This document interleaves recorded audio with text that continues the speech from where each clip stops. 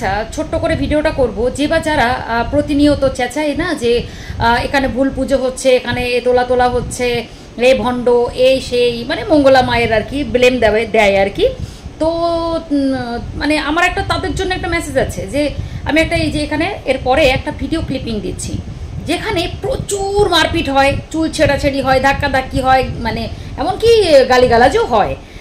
আর যেখান থেকে মানে দুটো অপশান থাকে, এক হচ্ছে মানে তিনটে অপশান থাকে, এক হচ্ছে ভিআইপি, পেছন থেকে দারুণভাবে মাকে একদম এই কাছ থেকে দেখে পুজো দেওয়া হয়।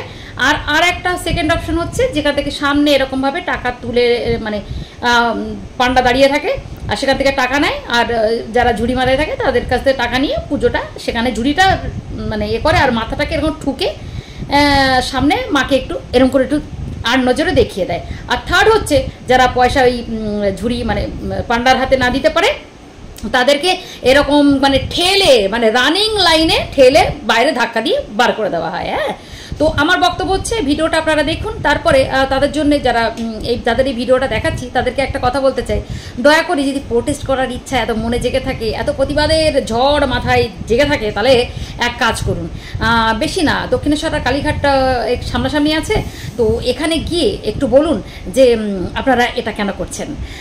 মানুষের সবার অধিকার আছে পুজো দেওয়ার, তো এখানে দাঁড়িয়ে দাঁড়িয়ে কেন আপনারা শুধু এই নিয়মগুলো বা এই যে প্রতিযোগিতার লাইন আর কি, এগুলো কেন করেছেন, যে প্রত্যেক মানুষ ঘন্টার পর ঘন্টা লাইনে দাঁড়িয়ে তারা পুজো দিচ্ছে, কিন্তু সবাই তো পুজো দিচ্ছে, কিন্তু এগুলো কেন চলছে, তাই না?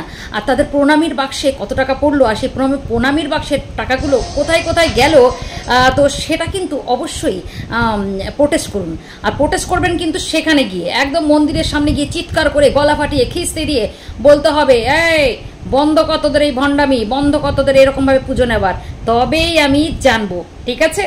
তো তাদের জন্যে আমি অনেকদিন ভাবে ভাবছিলাম যে এগুলো বলবো, দেখাবো, তো আজকে সেই ভিডিওটা দেখাবো। হ্যাঁ, তো এই ভিডিওটা দেখার পরে বলতে হবে কিন্তু দামি জায়গার মন্দির, যেখানে মানুষকে একদম কিভাবে কি করা হয়, একদম সবার চোখে প্রমাণ দেখিয়ে দেবো কিভাবে সামনাসামনি টাকা নেওয়া হয় ঠাকুরের মুখটা একটু দেখানোর জন্যে। ফুল তো সামনে গিয়ে মায়ের পায়ে তো পড়ে না, কোথায় পড়ে সে তারাই জানে।